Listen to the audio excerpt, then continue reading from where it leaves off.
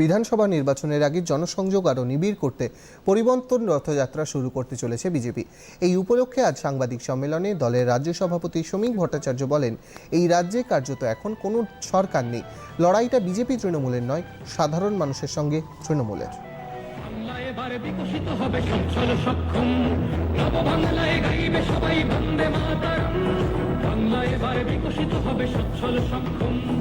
আর কতকাল বঞ্চিত রবে বাংলার জনগণ, নতুন বাংলা গর্ব এবার হবে পরিবর্তন।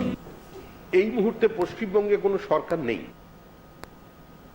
সরকার নামে যেটা আছে সেটা লিভিং ফসিল, জীবন্ত জীবাশ্ম।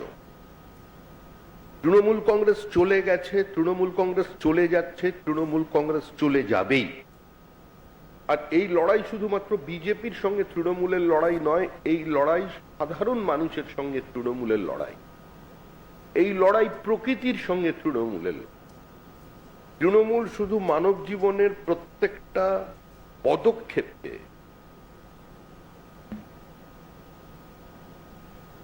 রেস্ট্রেন্ট করেনি, তারা এ রাজ্যের ইকোলজিক্যাল ব্যালেন্সকে পর্যন্ত ধ্বংস করে দিচ্ছে। মধ্যমেধার চাষের পরিবর্তে এ রাজ্যে সরাসরি শিক্ষকের চাকরিকে খোলা বাজারে বিক্রি করে দেওয়া হবে। প্রত্যেকটি ক্ষেত্রে প্রত্যেক সরকারি ডিপার্টমেন্ট